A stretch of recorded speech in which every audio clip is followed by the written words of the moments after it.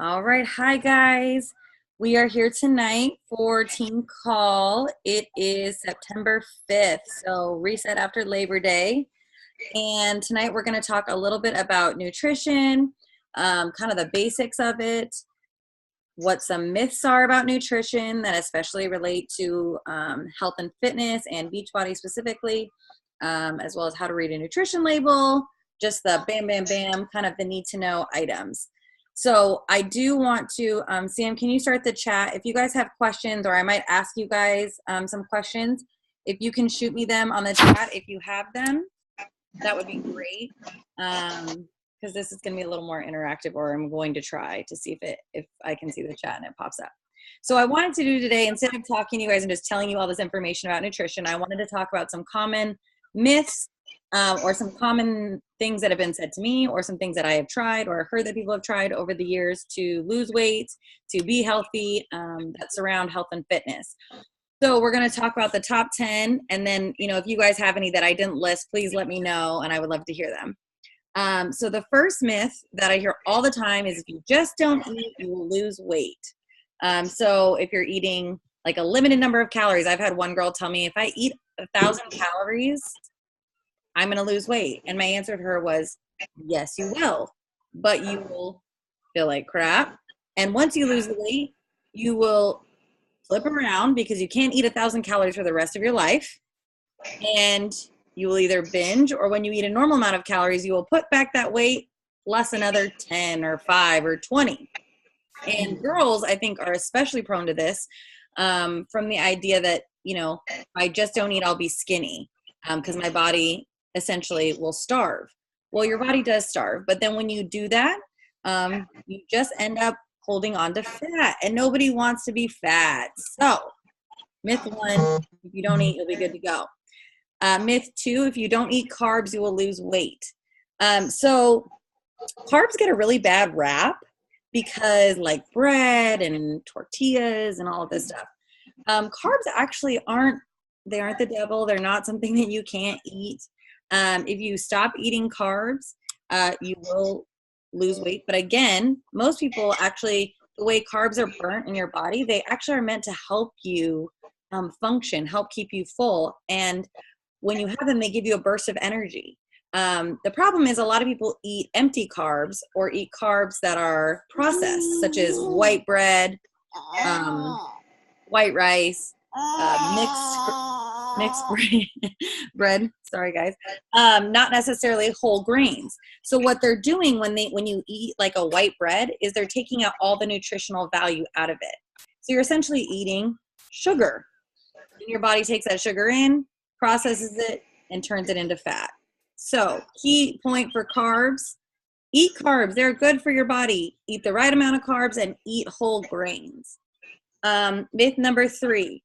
This one I relate to a lot of girls who do like the fad diets, like the cabbage soup diet or the apple cider vinegar diet, or I don't know. I'm sure you guys know of a couple. Please let me know. I can't see the chat. I don't know if I'm supposed to, but and all the time they're like, well, I'm just going to do this diet. It says if I eat cabbage soup for 10 days, I'll lose 10 pounds or whatever. First of all, ew. Who wants to eat cabbage soup for 10 days? But second of all, it's the same process, guys.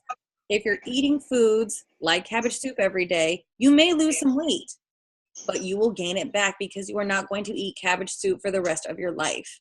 And not only will you gain it back, but your body will be starving for things it didn't get, certain nutritional pieces like protein, like carbs. And therefore, when you do eat those protein or carbs, it will feel like it's starving, and it will grab onto those and hold on for dear life. And you know where it's going to do that? On your stomach, on your love handles, on your bootay, all the fun places that we love to carry weight, especially as women and men. I mean, hence the beer guts, it's a real thing. So the myth 4, this one a lot, the quick fix. If you use a pill, shot, wrap, waist trainer, etc., the weight will fall right off. So guys, there's a lot of gimmicks out in the health and fitness industry. The quick fix. The problem with the quick fix is it is quick and it does fix it quickly, but it does not keep it off. And most of the time when you're doing these things, you're hurting your body. Waist trainers Some of them actually genuinely hurt your muscles. They're hurting your stomach. They're making it to where then your body, your organs are really, really tight and they struggle with processing food. The pills, the chemicals in these pills, guys, for you to lose weight from a pill, which is not a food item, which is not, something that's supposed to go in your body, it's giving you like caffeine, giving you chemicals that aren't supposed to be in there. And that's what's making you lose weight. So again, all these myths are going to come back to every single one. It is not a lifestyle. It is not something you commit to long term. And it is something that will get you short results, but in the long run, will probably end up making you gain more weight than you lost. Myth 5, you have to give up everything, including sweets, pizza, alcohol, fried food, etc. I think as coaches, a lot of times, a lot of the people we talk to say, well, I can't commit to that. I love chocolate too much. Or I can't commit to that. I am a pizza fiend. I need pizza at least once a week. One of the biggest pieces about a healthy nutrition and a healthy lifestyle is to not feel deprived. Has there ever been a time in your week where all of a sudden you're like staring at this ice cream or at this dessert or something that you want, and you're obsessing over it because all day long that's all you're staring at and all you're thinking about and that's all you want to eat? And so the next day you do it again, you say no. But the next day you do it again. And then eventually, instead of having one bite of that ice cream tub, you have the entire pint plus your whole refrigerator full of food. Has anybody done that? Can I get any? Yeah. Maybe? Okay. So the reality behind that is because we are feeling deprived. We're feeling like I can't have something. Okay. And you know, when we're kids in school and someone tells you you can't play with that toy, what's the first thing you want to do? Play with that toy. So this is the same thing. It's the same mental concern. So when you're going through this process, don't ever feel deprived. Does that mean eat an entire extra large pizza by yourself? No. But does that mean eating a piece of pizza on your cheat day when you worked out already? Hell yes. That's exactly what that means. So it is not about never having something. It's about having things in the proper portions and in moderation. It's a lifestyle, not a diet. This is another one. If you eat out, you can't eat healthy foods. So any of you guys who know my husband or my family, we go to events a lot, especially before Peyton was born. And we used to eat out all the time. There are ways to, which I can do totally another training on, specifically on eating out and eating clean or eating healthy. There are plenty of foods, even besides like a salad, that you can eat out and still be eating healthy. There's just certain things that you need to, like keywords that you need to learn how to look for, such as eating something that is baked, something that is grilled, not something that is fried or crispy, or things of those nature. Getting sauces on the side rather than getting them on your item. The reasons why you're doing that is you're choosing what is going on your food. If something's grilled, it's not going to have a ton of oil on it. It's not going to be, it's cooked in a very specific manner that way is eating for what you're eating is the food rather than eating all the stuff that restaurants put on food. And that's the hard part. A lot of times when you go out to eat, you're eating a steak that's been sauteed, bad word, sauteed in butter. It's never just the steak. It is all the other things. If you're eating a side, rather than getting fries, getting steamed veggies, things like that. So you can totally eat out and eat healthy. I wouldn't recommend doing it all the time because, like I said, you don't know exactly what's going on your food, but it is something to keep in mind. Just because you eat out doesn't mean that you have to throw off your entire meal plan for the entire week or month or year. So this is the other thing. If I just eat things with low calories, sugar-free, or the other one is I only eat things that have 100 calories or less in it. I get that one a lot. The little 100-calorie snack packs, the little 100-calorie whatever. Oh, Suri's trying to jump in. Hold on, guys. The reality of this is it's not about everything has calories. Every single thing you eat every day has a caloric content besides water. So calories are not, again, they're not a bad thing. It's eating calories that have substance, that have nutrition. So saying that you're going to eat only 100 calories or less of a cookie that's 100 calories or less is probably not really a cookie. So eating things that are real substances, not manufactured processed items. Same thing like the lean cuisines. So I can't tell you how many people are like, well, I eat a lean cuisine every day for dinner. That lean cuisine is not really actually food. I mean, it is, it's a version of food, but it is not considered a real item. And yes, it might be low in calories, but it's increased in chemicals and salts and lots of other things that are not necessarily good for you, especially for increasing your metabolism, losing weight, or getting rid of the bloat, getting rid of the muffin top, all of that stuff. Water doesn't affect weight loss. Water is one of the biggest effects of weight loss, especially in Arizona. But water is what helps your body not bloat. Again, with the starving thing, if you guys think about, I wish I had a better analogy other than the fact that your body is starving. But if you picture your body as like an engine and of a car, again, I'm not a car expert, so don't quote me on this, but an engine of a car. If you're not giving your engine oil, okay, then when it has a little bit of oil, it's like working extra hard. That's the same thing with your body, except instead of working extra hard, it just grabs onto things. So for moms that are breastfeeding, your baby's getting all your nutrients. So if you're not getting enough nutrients, your body is holding on to whatever it can. Fat, sugar, all the things you don't want it to hold on to. If you're not eating enough vitamin C, or if you're getting too much sugar, you're not getting enough nutrients, your body is literally going to hold on to whatever it can. And let me tell you, the first things it's going to start to do is hold on to fat and eat your muscle, which is the complete opposite of what you want to do if you want to be healthy and look awesome. So water is the same thing. It kind of seems like a weird thing to think of, like if you don't have enough water, you bloat. But again, if you think of it, you're not getting enough water, so your body feels like it's not going to get any more, so it holds on to whatever water is left in your body, aka where the bloat comes from. So if you want to slim down, you want to drop a couple pounds, up your water. Go from having 15 ounces of water a day to a gallon a day, and over a week, I guarantee you'll see a significant result. Also on your face and everywhere else, but directly related to weight loss. This is another one. If I eat the right number of calories, but it's not the right foods, I'll still lose weight. True. If you need to eat a 1,200 calorie diet and you're eating 1,200 calories, your body will lose weight.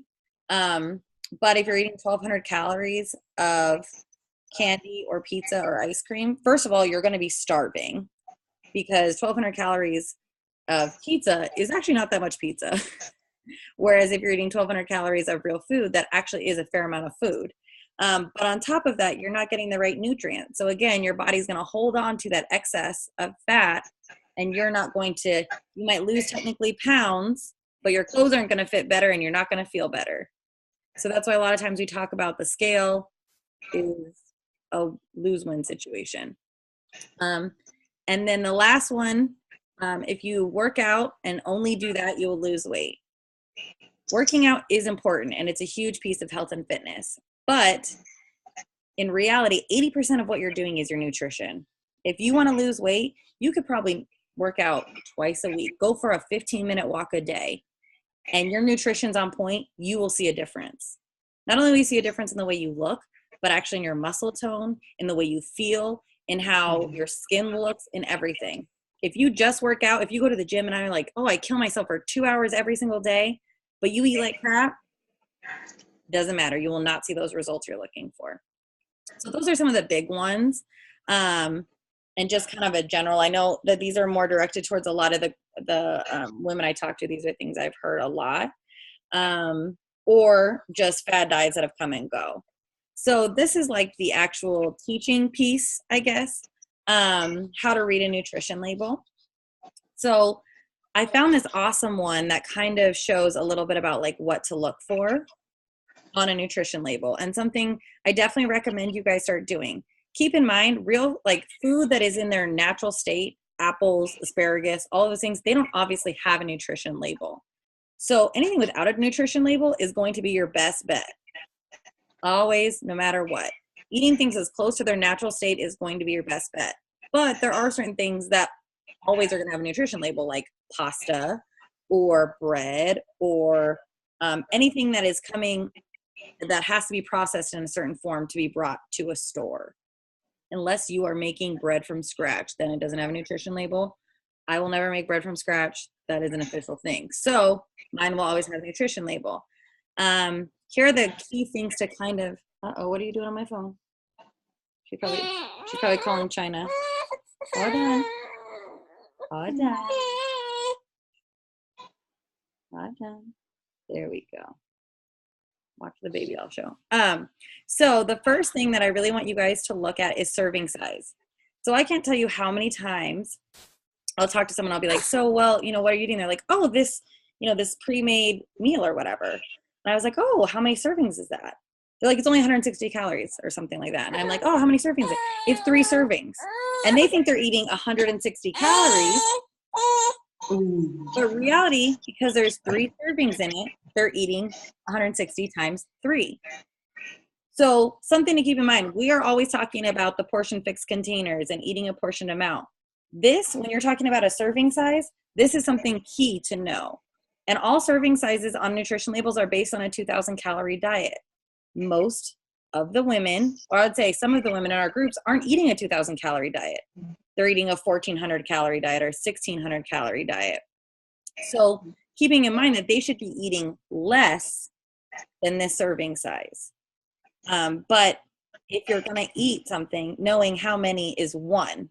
Especially like I do this with like nuts, when people like just grab a bunch of nuts and you're like, oh, the serving size is 4 nuts, guys. And you just ate, 20. That's like 8 servings.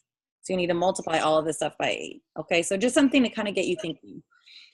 Calories. So a lot of times my issue with calories, everyone's like, oh, it has a lot of calories, blah, blah, blah, blah.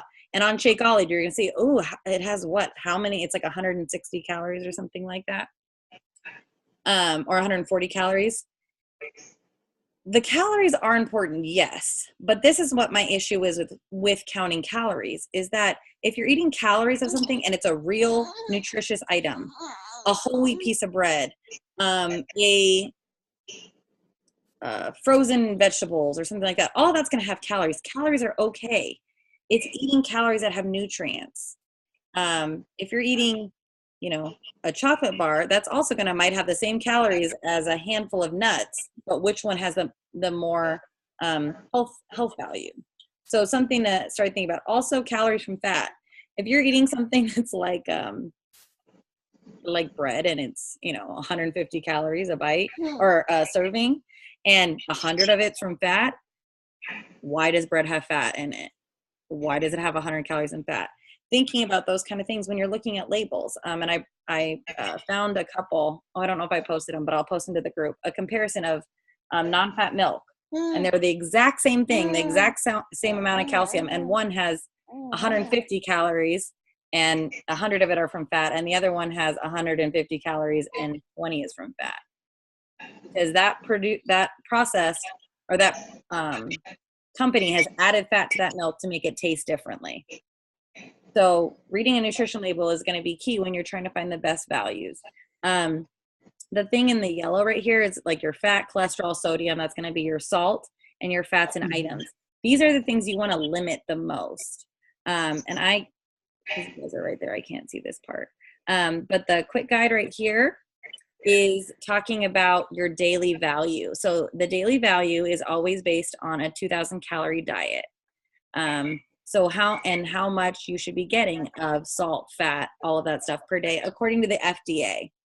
So kind of an easy guide, 5% or less is low. Anything above 20% is high. So if you don't know that 470 milligrams of sodium is kind of a high amount, you can see, quickly at the store, 20%, that's kind of high sodium. Things like that are just like easy triggers or things that you can talk to people about. And all of this is then going to go into when you're talking about Shakeology and people ask you questions, you can better explain where to look on nutrition labels that explain like what's in it. On this, they don't talk about the sugars. The big thing about the sugars is, like I said, everything has calories, everything has sugars, or a lot of stuff has sugars.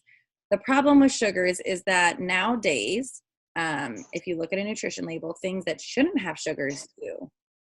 So, for example, pasta, bread, even chicken, things that should not have sugar in them do.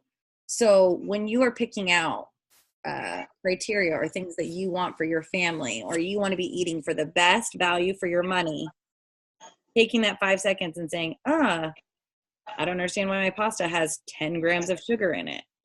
Things like that. Does that all make sense, guys?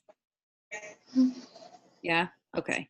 And the last piece is, I couldn't find a nutrition label that had it. But all of this aside, there's the chat. Okay. Thanks, Danae. All of this aside, the biggest piece that I want to talk to you guys about, to know, to look for, if you don't ever look at a calorie, if you don't ever look at the sugar, if you don't ever take any of those number things into your mind, look at the very bottom of the label. Every manufacturer has to put every single ingredient in that product on the bottom of the label. And a fun fact, something I learned from a nutrition class I took in college, is that they have to list the items in order of the greatest to the lowest. So in bread, if it says wheat, sugar, yeast, whatever, wheat is the number 1, but sugar is the number 2, which means those are the 2 biggest components of that ingredient in that item. So whether that item is 5 calories for a piece of bread, your second item is sugar. So in reality, what you're eating is wheat mixed with a lot of sugar rather than nutritional value. So a lot of our processed foods, I'm not opposed to eating frozen things. As you guys have seen on my videos, I love frozen veggies. There's a lot of different stuff that I think are great alternatives that are easy. The problem with processed foods a lot of times is that there's chemicals in our food and there's a lot of added sugar. So what's in it? Know what's in your food. Be willing to read the label and understand that if you're reading something and you can't pronounce it, if you don't know what it is, it's probably not real. It's probably a chemical or something that has been added to your food for flavor, color, or taste. So something to keep in mind. The last part is, I want to go into Shakeology and break down the, because I know this is obviously a huge piece for us, break down the label and talk a little bit more about key things that people might ask. And I want to know what objections you guys have gotten regarding Shakeology. But before that, there's 2 other key things that I want to talk to you guys about regarding nutrition. One, that as you're eating or doing things, a lot of times people are like, I've been doing this diet for, I've been doing it for 2 or 3 days, like hardcore. I've been so about it and I haven't seen any results. Your body is processing what you ate 3 days ago today. So when you're trying to clean out your system, you're trying to start new, it takes 3 full days to process just what you're eating, let alone for your organs to recover. If you've been eating a lot of sugar and a lot of fat, that's not going to go away overnight. That's something your body has to get used to, not being starved and getting actually the nutrients it needs. The other piece is about our taste buds. So I have horrible sweet cravings, and something to know about your taste buds is that if your taste and your cravings are based off of what you've eaten in the last 2 weeks. So it takes 2 weeks for your taste buds to change. So if I just stopped eating sweets for 2 weeks, I probably would be good to go. But I haven't, hence my taste buds. So something to keep in mind when you're really working on like being clean or, pushing through, it takes 2 weeks for your taste buds to change, so you're not craving things that maybe you shouldn't be. So keep in mind when you're talking to girls and they're like, oh my God, I still have these horrible cravings. I still have all, they need to put in the time. So I have like 10 minutes left on my account. So just so you guys know, in case I cut off. This last piece, I wanted to break out the Shakeology nutrition label. And please, guys, if you have questions, or please comment with your objections that you've gotten in the past that maybe you're wondering about. But going back to what we just talked about. So here we go. We're looking at our serving size is going to be 1 scoop and 30 per bag, which we all know. Here's some key things. Total from fat is right here. Okay, so it's a 160 calorie drink, which a lot of times these shakes, people are going to say, well, this one's 100 calories or this one's 120 or whatever. Again, going back to the reason why there's fat in Shakeology, also the reason why there's sugar in Shakeology is because if you look at all these items right here, guys, and this is key what I'm talking about, looking at what's in your products. This is all food. These are all real items. Real food has fat in it. Real food has sugar in it. It has vitamins. It has all of these other things. So it's okay to have fat. It's okay to have sugars. You actually need those for your body to function. But you need to be having the appropriate amount. So 3%, like we talked about in percentages, is very low. 5% is considered very low on your daily percent of fat intake.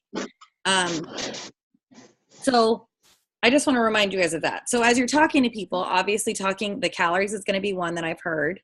The sugars is one that I've heard, and the fats. Are there other ones that you guys have heard that are like questionable or things that you're getting as objections that in regards to a nutrition aspect that you just have questions about? Or were those kind of the main ones? And you can unmute yourself. Those are the six.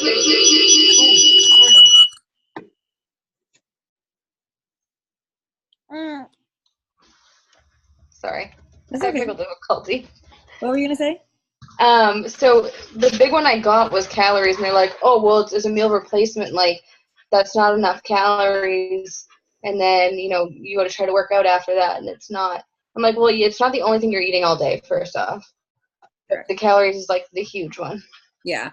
So a big thing to go with that is they're right in the fact that you shouldn't be eating a meal should not be 160 calories. But something to keep in mind is that when you're eating on this meal plan, you should be eating 5 or 6 times a day. And you should eat smaller meals.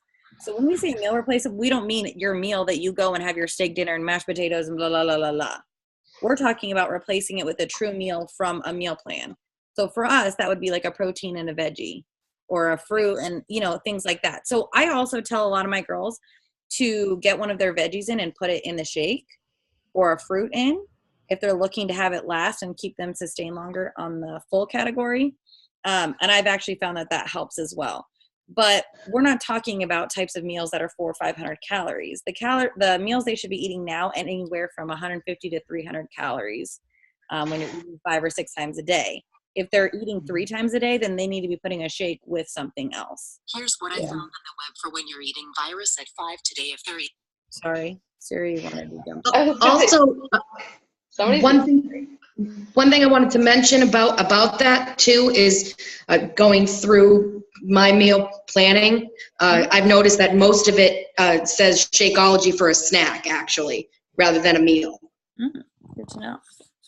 And I think a lot of times people, when they think a meal, they're thinking, like we said, like a traditional meal, and it's not. So you can break it up however you want. Like a lot of us have it for breakfast, but that doesn't mean that not in 2 hours, I'm going to have something else. That's not my breakfast as in I'm going to eat in 4 or 5 hours from now. So if you want to call it a snack, you want to call it a meal. If you're eating 5 or 6 times a day, all of my meals would probably be considered snack versions because of I think the content. Sorry, I just cut you off. Go ahead, Sam. I think when someone starts Shakeology, it keeps them more full for longer, and this could be totally like bull crap that I'm just coming up with, but like when I started Shakeology, like I went from eating fast food all the time and like basically carbs, like not the good healthy kind of carbs, like the massive amount of pasta that I could shove in my face at one time kind of carbs. So that when my body started getting all the great nutrients that are in Shakeology, at first Shakeology would keep me full for a lot longer. Now it's like I drink my Shakeology and then my body's ready to eat again, but in a good way. Like when I think, right, Brenna, like my body now is used to what it should be doing of eating every 2 to 3 hours. So you know, when people start it, they feel full. They could feel full for a little bit longer because their body isn't used to like the actual goodness of food. Yeah. And I think sometimes people think of like meal replacement shakes and they're thinking of things that are made with lots of processed items, which do keep you full longer. But this is like real food that your body, when it starts burning the way it's supposed to, especially if you're drinking this after a workout, no one drinks like their shake that they would normally have, like a protein shake or a meal replacement shake after a workout and expects to stay full for 3 or 4 hours. At least I never did. So if you're drinking it right after a workout, it might also be different than if you're drinking it first thing in the morning. You know, how your body's going to process it. But when you start burning the way you're supposed to, when you're eating like you're supposed to, you're going to be hungry like all the time. You should be eating like all the time. And people don't understand that. They're like, God, I just feel like I'm always eating and I'm always hungry. Yeah, because your body isn't actually holding onto fat thinking, oh my God, I'm never going to eat again. Instead, it's letting your body burn. And so it's actually burning. Like you're sitting here on your team call and you're burning fat right now as we speak. And that is a great quality. But a lot of times people don't understand that that's a good thing.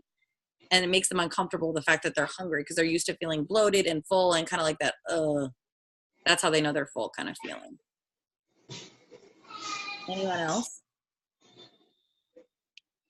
I don't know. Did all of that make sense? Yes. And it's just nice to hear like from you just some stuff that I picked up, but like in one collective place. Like you just kind of said a bunch of myths that I didn't even know that I knew were myths. Like I have been getting those objections, but I didn't really realize it. So I like that you just organized it in all the bullshit myths. And so I think it was perfect. And I do think that sharing, that keeping it light, like if you're getting an objection about whatever, keeping it light and then referring to those third-party tools like the videos that is like, what is Shakeology and why do I drink it kind of a thing. So it's like, you don't have to feel like you have to educate them. You're like, just listen to this or whatever. That's what I think has worked for me. The Tony, I have less than a minute, guys, so I'm going to wrap it up real fast. Okay. The Tony Horton video is actually a really awesome one too, because you get to see all the items that are in it.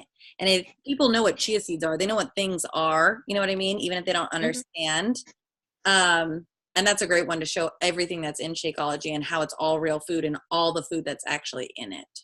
Okay. Which, that's a great one too. Never mind. Okay. Thank you so much for this amazing team call. If it shuts off, thank you so much. It was so good. Thanks, guys. And if you have questions or objections throughout and you're just kind of like, I don't even know how to respond, please let me know. I love talking about this stuff, and I made myself do a lot of research for a lot of years, and that's the only reason why I know it. So you have to learn it somewhere. It's not about, I don't just know this stuff, you know. So you guys are great. I heard you all. I'll talk to you later. Bye. Thank you. Bye.